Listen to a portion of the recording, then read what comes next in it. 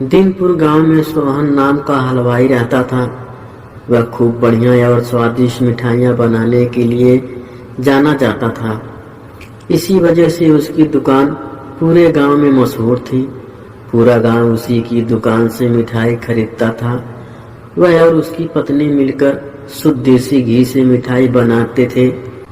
इससे मिठाइयाँ काफी अच्छी और स्वादिष्ट बनती थी। हर रोज शाम होते होते उसकी सारी मिठाइयाँ बिक जाती थी और वह अच्छा मुनाफा भी कमा लेता था।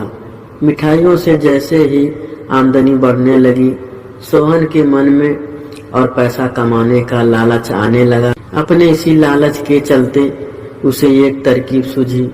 वह शहर गया और वहां से एक दो चुंबक के टुकड़े लेकर आ गया।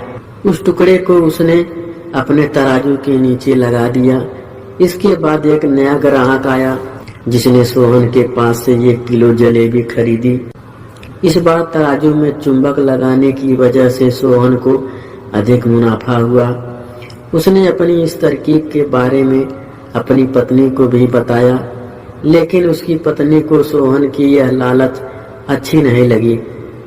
उसने सोहन को समझाया कि उसे अपने ग्राहकों के साथ इस तरह की धोखेबाजी नहीं करनी चाहिए, लेकिन सोहन ने अपनी पत्नी की बात बिल्कुल भी नहीं सुनी। वो हर रोज तराजू के नीचे चुंबक लगाकर अपने ग्राहक को धोखा देने लगा। इससे उसका मुनाफा बढ़ गया। इससे उसका मुनाफा बढ़कर कई गुना अधिक हो गया। इससे सोहन को काफी खुशी हुई।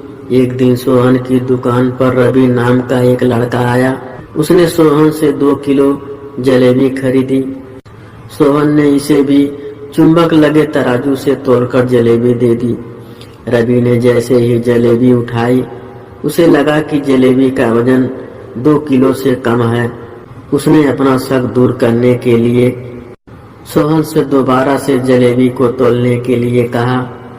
रवि की बात सुनकर सोहन चिढ़ गया। उसने कहा, मेरे पास इतना फालतू समय नहीं है कि मैं बार बार तुम्हारी जलेबी ही तोलता रहूं। इतना कहकर उसने रवि को वहां से जाने के लिए कह दिया। सोहन मिठाई वाले की बात सुनने के बाद रवि जलेबी लेकर वहां से चला गया। वह एक दूसरी दुकान पर गया और वहां बैठे मिठाई वाले से अपनी जलेबी तोलने के लिए कहा। जब दूसरे दुकानदार ने जलेबी तौली तो जलेबी सिर्फ 1.5 किलो ही निकली। अब उसका शक यकीन में बदल गया था। उसे पता चल गया कि सोहन मिठाई वाले के तराजू में कुछ गड़बड़ है। अब उसने तराजू की गड़बड़ को सबके सामने लाने के लिए खुद ही एक तराजू खरीद लिया और उसे ले जाकर सोहन मिठाई वाले के दुकान के पास ही रख दिया। फिर रवि अपने सभी गांव के लोगों को वहां पर इकट्ठा करने में लग गया।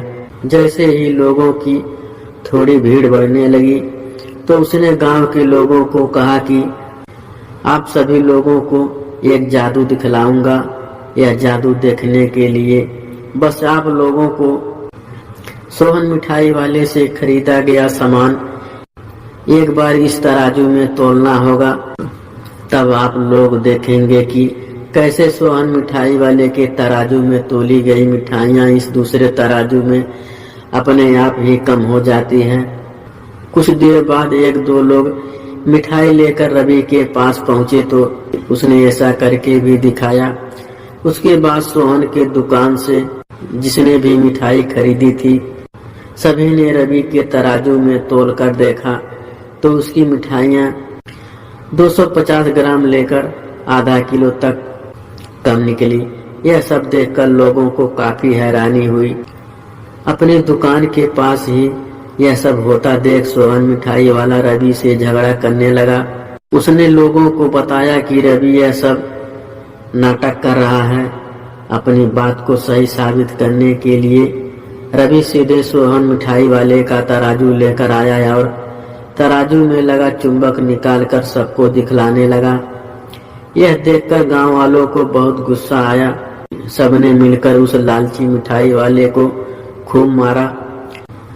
अब उस लालची मिठाई वाले को अपने लालच और उसके कारण की गई गलत हरकतों पर पछतावा हो रहा था। उसने अपने गांव के सभी लोगों से माफी मांगी और वादा भी किया कि भविष्य में वे ऐसी कोई भी जालसाजी नहीं करेगा। सोहन की इस धोखेबाजी से पूरा गांव नाराज था, इसीलिए लोगों ने उसकी दुकान में जाना कम कर दिया। इधर सोहन के पास पछताने के अलावा कुछ और नहीं बचा, क्योंकि वो पूरे गांव वालों का भरोसा खो चुका था। कहानी से सीख, कभी भी लालच नहीं करनी चाहिए। हमेशा ईमानदारी के साथ अपना काम करने से ही इंसान का नाम होता है। लालच के चलते भले ही कुछ समय के लिए अच्छा फायदा हो, लेकिन इससे इज्जत और आत्मसम्मान दोनों कम हो जाते हैं।